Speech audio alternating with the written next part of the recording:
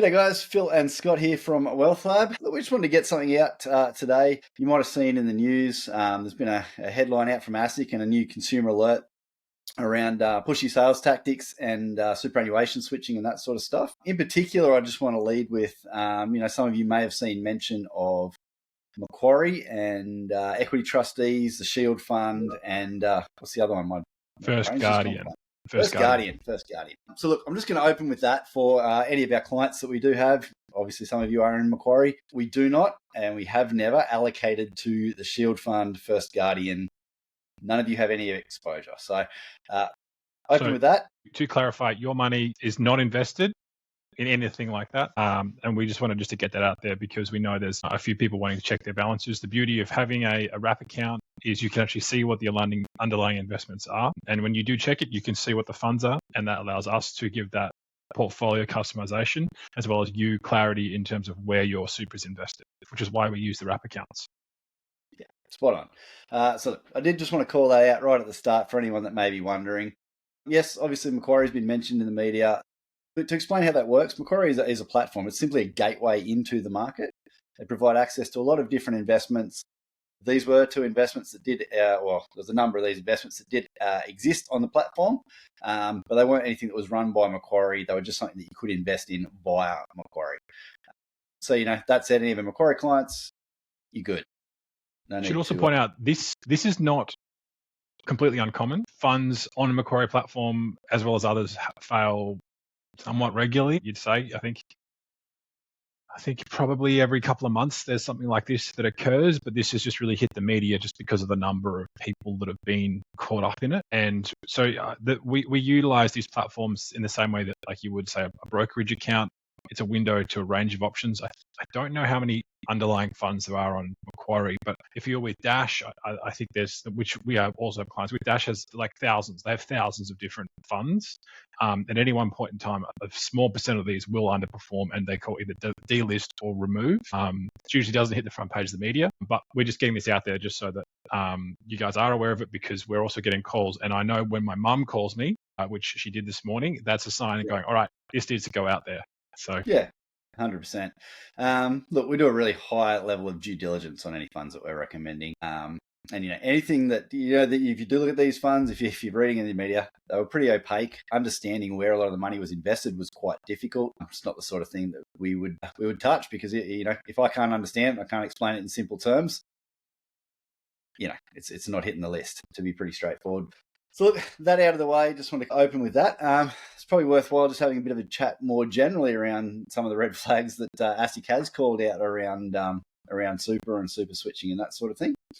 Because certainly, if you watch some of the media releases, it's being pitched as be frightened of everybody and everything, and it's not necessarily the case. Absolutely, there are a lot of great advisors out there doing really good things for their clients. And we've still got to advertise. We've still got to find those clients from somewhere.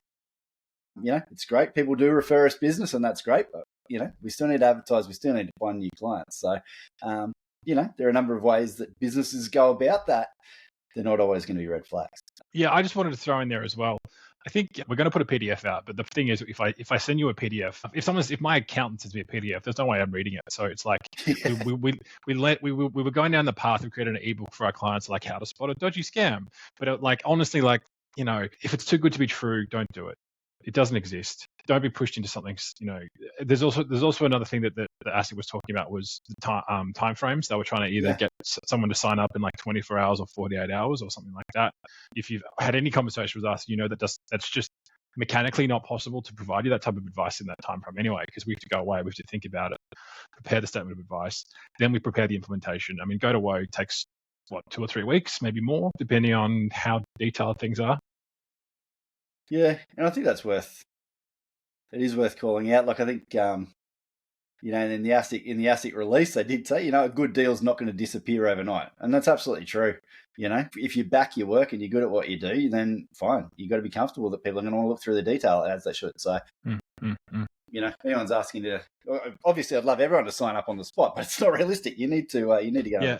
I think maybe I just say if you go and talk to your mum and dad if you're listening to this, because they're probably on the spectrum of being vulnerable, less vulnerable. Just make sure that they are aware of this type of thing, and just say, hey, something seems too good to be true. Talk to Scott or Phil, or maybe just don't do it. I remember, if we go back 21, 22, there was a lot of crypto stuff being thrown around. And then sort of today it seems property stuff that's getting thrown around. 5 years ago it was like small cap share trading stuff. Like it's just a market cycle of like too good to be true stuff. And at the moment it's like property syndicate-y stuff. But yeah, I'm just going to call that one out for everyone. Time frame, if someone's getting pushed within 24 hours just to make a decision for their super, which is not right. If it seems too good to be true, it probably is. If it's not backed by clear, repeatable research as well. Yeah. So we're going to put that in. And then your current assets are super safe, invested in a way that we feel very confident. You can check it. It's in your name. Phil, what else? Yeah, any questions, as always, reach out. And one thing I would call out, for anyone that's maybe not a client already and is considering us or something like that, I mention this quite frequently, but I'm going to mention it again now. Government's financial advisor register, great first line of defense to make sure you're dealing with somebody that is legitimate. And look, we generally send our links out to our profiles to people when they're speaking to us. But, if you want an independent source, jump on Google, type in MoneySmart Financial Advisor Register and type in the name of the person that you're speaking to. If they're not on that register, they're not a licensed advisor. Yeah. I reckon sorry, Phil, keep going. Yeah, I was just saying further to that, if they are on the register, they are a licensed advisor, go through and look through their history because it will tell you if they've had any disciplinary action, any banning orders, any issues. Right? I'll tell you now, go and look me up. I've got 15 years clean history. That doesn't happen if you're not doing the right thing. So jump on there and look up anybody that you're speaking to. Great first line of defense to make sure that they're legit, and I wish more people knew about it. I would go a layer deeper than that as well. That's what I was just going to say. We're on the same pathway. So put it into the ASIC MoneySmart. So ASIC MoneySmart Advisor Register. That's the name. All advisors are registered. There's a guy with the same name as me. So I'm the one. I'm the Scott Jackson. I think there's Scott Gerald Jackson or something like that. Gotcha. So there's two of us with the same name. But then go a level deeper, which is just like look at the providers they've been at, look at the options they're on.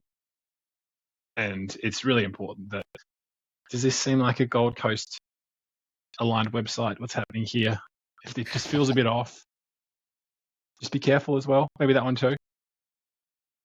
All right. That's all from me, guys. Thank you so much for listening. This is just a quick one because we just wanted to get it out when it was very topical. If you have any concerns, if you have any questions, email us. We're here to help. A Comfortable Retirement is a partnership and we're here to help you guys. Yeah, absolutely. Thanks, guys. Beautiful. All right. Thanks, guys. Cheers.